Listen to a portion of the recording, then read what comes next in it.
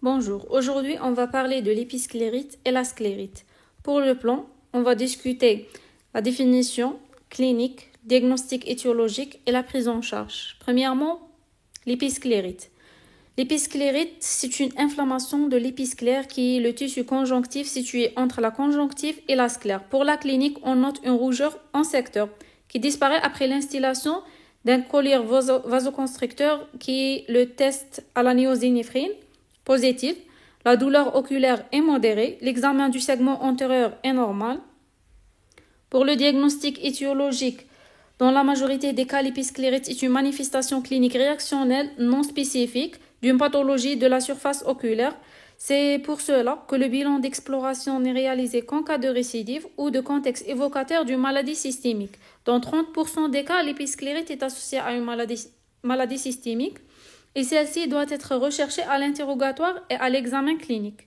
En particulier, face à une épisclérite prolongée ou récidivante. La prise en charge corticothérapie ANS par voie locale. Deuxièmement, la sclérite. L'image en haut, c'est la sclère. L'image à droite, c'est la sclérite. La sclérite est une inflammation localisée au niveau de la sclère.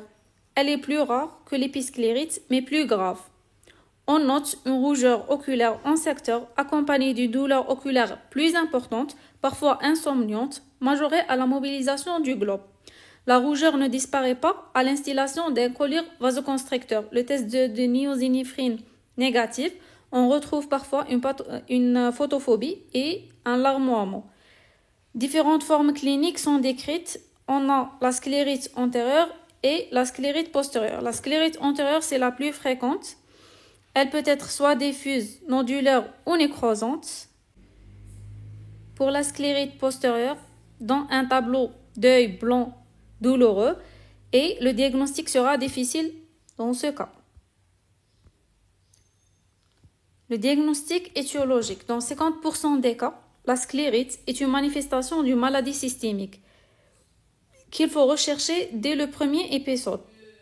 Articulaire, spondylarthrite ankylosante, polyarthrite rhumatoïde, lupus érythémateux systémique, vasculaire périarthrite noueuse, granulomatose de Wegener et maladie de B7, granulomatose tuberculose sarcoïdose et d'autres infectieuses.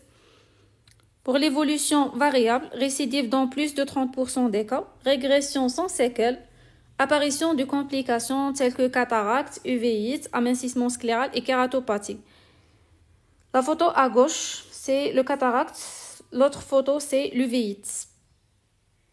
Pour la prise en charge, le traitement consiste à administrer des ANS par voie générale et à traiter la pathologie causale, corticoïdes en première intention dans les formes nécrosantes. On a terminé. Merci.